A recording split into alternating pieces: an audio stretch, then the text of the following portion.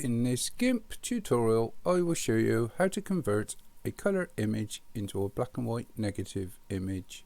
Other tutorials can be found in my playlists.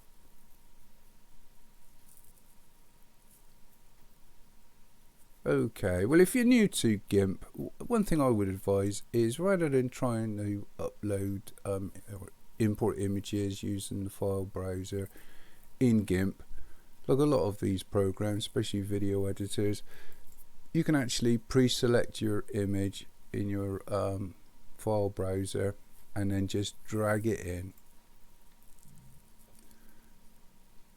So this is just an image I took a couple of years ago, nothing special, but if I wanted to convert it into a negative or a black and white negative,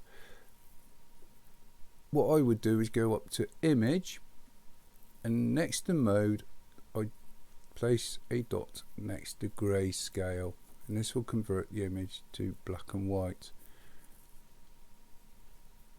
Then to convert it to a negative, select colors and then invert, and that's all there is to it really.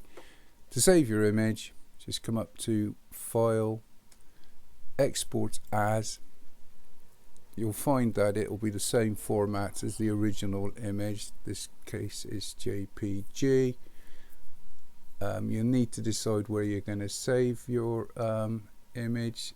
I'm going to save it back in the same folder, but obviously I don't want the same name, so I'm going to just change this to, I don't know, BW neg, as long as it was different, and export.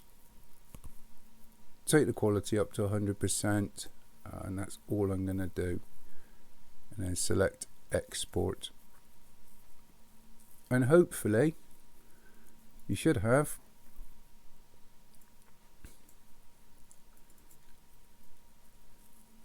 a black and white negative image. Hopefully this helps someone. Thank you for watching. Cheers.